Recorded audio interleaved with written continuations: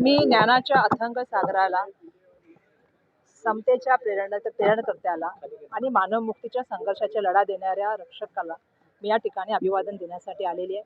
आज आपल्या सर्वांना माहिती आहे की क्रांतीसूर्य बोधिसत्व महामानव परमपूज्य भारतरत्न डॉक्टर बाबासाहेब आंबेडकर यांची जयंती आहे. ही जयंती खरं तर 8 दिवसापूर्वी सुरू होते आणि दिवाळीपर्यंत चालते. फक्त भारतात नाही, महाराष्ट्रात नाही, तर पूर्ण विश्वभरामध्ये जे आहे ती भारतरत्न डॉक्टर बाबासाहेब आंबेडकरांची जी आहे ती जयंती या ठिकाणी साजरी केली जाते. आपल्या देशाच्या संविधानाच्या माध्यमातून स्वातंत्र्य, समता, बंधुता, न्याय ही जी आपल्या सगळ्यांना जी मूलभूत जे आहेत ते अधिकार बाबासाहेबांनी दिले.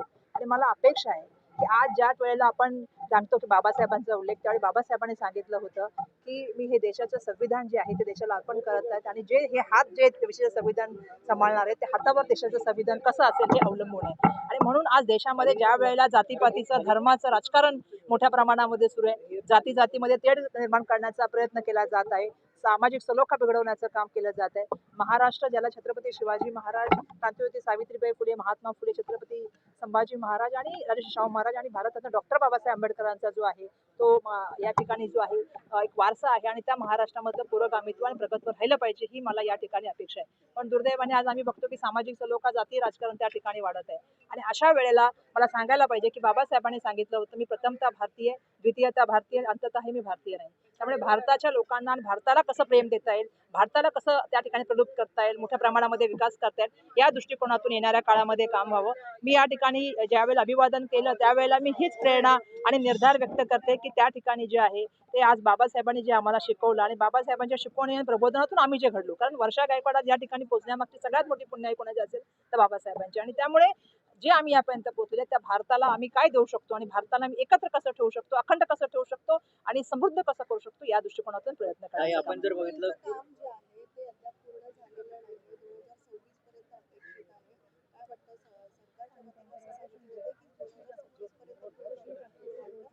इंदू मिलच्या संदर्भामध्ये सातत्याने तुम्हाला माहिती आहे की जेव्हा महाविकास आघाडीचं सरकार होतं त्यावेळी कमिटी बनली. आम्ही पुतळा बाबासाहेबांचा असेल किंवा इतर गोष्टी सातत्याने आम्ही प्रत्येक हप्त्याला मिटिंग करून फॉलोअप करत होतो. मला माहिती आहे मागच्या वेळेस सांगितलं होतं 2025 मध्ये हा जो आहे त्याचं उद्घाटन केलं जाईल. आता सांगत्या 2026 मध्ये याचं उद्घाटन केलं जाईल.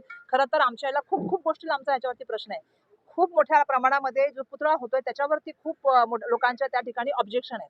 त्याच्याबद्दल सूचना घेतल्या पाहिजे, त्याच्यावरती चर्चा केली पाहिजे. आणि महत्वाची गोष्ट आहे की चैत्यभूमीसाठी ज्या इंदू मिलसाठी आपण जे बघतोय की त्या स्मारकासाठी जो पैसा आहे तो पैसा कुठून येतोय, तो आपला पैसा जो आहे तो सामाजिक न्याय विभागाच्या माध्यमातून चाललेला आहे. आणि जो आम्हाला अपेक्षित आहे की बाबासाहेब हे कुठल्या एका समाजापुरते मर्यादित नव्हते, बाबासाहेब हे सगळ्यांचे आहेत. आणि त्यामुळे यासाठी बजेट वेगळ्या तऱ्हेने घेतलं गेलं पाहिजे, याच्यावरती लक्ष घेतलं गेलं पाहिजे, केंद्रित केलं पाहिजे. ज्या तऱ्हेने त्याच्या मिटिंग होत होत्या दुर्दैवाने त्या होत दिसत नाहीत, लोकांना त्या ठिकाणी विश्वासात घेतलं जात नाही. आणि त्यामुळे माझ्याकडे खूप लोकांनी त्या संदर्भामध्ये तक्रारी व्यक्त केलेल्या आहेत की हा जो सामाजिक न्यायाचा पैसा आहे हा समाजाच्या विकासावर खर्च केला पाहिजे, म्हणजे कामावरती खर्च केला पाहिजे, मुलांच्या शिक्षणावरती खर्च केला पाहिजे.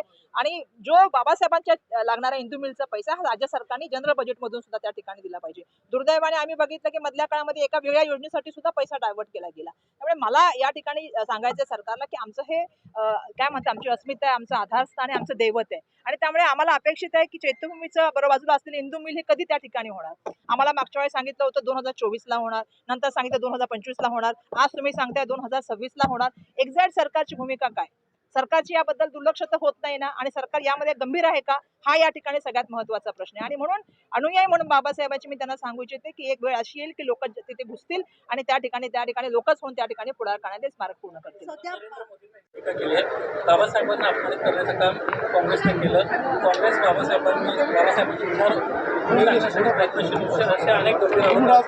नाही, मला प्रश्न विचारायचा आहे की त्यांना बाबासाहेब कळलेच आहेत का मुळात. कारण ज्या तऱ्हेने देशामध्ये राजकारण चालू आहे किंवा ज्या तऱ्हेने आपण बघतोय द्वेषाचं राजकारण चालू आहे, मणिपूरची घटना होते, बाकीच्या घटना होतात किंवा हाथरस होतो, उन्नाव होतो, तेव्हा ते कधीच बोलत नाहीत. ज्या वेळेला त्यांच्याच पक्षामधला कोणीतरी त्या ठिकाणी एका आदिवासीवरती लघुशंका करतो ते कधीच बोलत नाहीत. ज्या वेळेला मागासवर्गीयांवरती अन्याय होतो तेव्हा ते कधीच बोलत नाहीत. जेव्हा संविधानावरती हल्ला होतो ते कधीच बोलत नाहीत. जेव्हा त्यांचेच खासदार, त्यांचेच आमदार ज्यावेळी म्हणतात की आम्ही संविधान बदलण्याची भाषा करतात तेव्हा ते काहीच बोलत नाहीत. देशाच्या बाहेर जाऊन तथागतांचं दर्शन करतात, देशाच्या बाहेर जाऊन महात्मा गांधीजींचं नाव घेतात, आम्ही देशाच्या संविधानाला हात लावणार नाही असं म्हणतात. पण ज्या वेळेला देशाच्या संसदेचं उद्घाटन व्हायचं त्यावेळी राष्ट्रपतींना बोलवलं जात नाही महामहिमला. श्रीमानच्या ज्यावेळी मंदिराचं उद्घाटन होतं त्यावेळी सुद्धा जे आहे ते महामहिम राष्ट्रपतींना बोलवलं जात नाही. ज्यावेळेस संविधानाची प्री हॅम्बलची ज्या म्हणजे प्रतिकृती येते, ज्या वेळेला संसदेचं ओपनिंग असतं त्यावेळी त्यातले 2 शब्द बदलले जातात. मग देशाचे पंतप्रधान त्यावेळी काय करतात, त्यावेळी का बोलत नाहीत? असं आहे की बाबासाहेबांचं आणि काँग्रेसचं काय नातं हे त्यांना आम्हाला सांगायची गरज नाही. या देशाचं संविधान बनवण्यासाठी पूर्ण ताकद काँग्रेसने बाबासाहेबांच्या मागे लावली, हे सत्य आहे. आणि हे बाबासाहेबांनी संविधान संसदेमधल्या भाषणामध्ये सांगितलेलं आहे. ज्यावेळी ते संविधानावर चर्चा चालू होती त्यावेळी बाबासाहेबांनी सांगितलं की ज्यावेळी मला हे संविधान बनवत असताना मला काँग्रेसने पूर्णपणे त्यामध्ये सहकार्य करण्याचं काम केलेलं आहे. आणि बाबासाहेबांना काय ते कांदे माहिती त्यामध्ये होते बाबासाहेब, कुणाच्या गव्हर्नमेंटमध्ये होते. त्यामुळे मला एक मोदीजींना या ठिकाणी प्रश्न विचारायचा आहे की ज्या वेळेला देशामध्ये घटना होतात, ज्यावेळी मागासवर्गीयांवर अन्याय होतो, आदिवासीवर अन्याय होतो, ज्यावेळी मणिपूरमध्ये महिलांवरती दगड निघते, ज्यावेळी एखादे उन्हाव आणि त्यांचं सरकार तिथे होतं ना, त्यावेळी मोदीजी का बोलत नाहीत? किंवा हाथरसमध्ये एका मुलीवर होतं त्यावेळी मोदीजी का बोलत नाहीत? महिलांबद्दल बोलत नाहीत, दलितांबद्दल बोलत नाही, मागासवर्गीयांबद्दल बोलत नाहीत, आदिवासींबद्दल बोलत नाहीत. जेव्हा त्यांचेच खासदार संविधानाबद्दल बोलतात, त्याच्याबद्दल बदलण्याची भाषा करतात, त्यांच्याबद्दल बोलत नाहीत. त्यामुळे त्यांनी त्यांच्या प्रश्नाची पहिली उत्तर दिली. मुंबईमध्ये टँकर बाबासाहेब समानता उंची होते, मात्र वोटचा व्हायरस पसरवला. नाही, मला प्रश्न पहिला आहे की मोदीजी समानता मानतात का की समरसता मानतात? कारण मी बघितलं जेव्हा त्यांचं सरकार इथं होतं त्यावेळी शब्द बदलून समानतेच्या ऐवजी समरसता आणली. समरसता कुणी आणली? या समरसतावर हा RSSचा आहे की भाजपचा आहे, ह्याचं पण त्यांनी आम्हाला उत्तर द्यावं.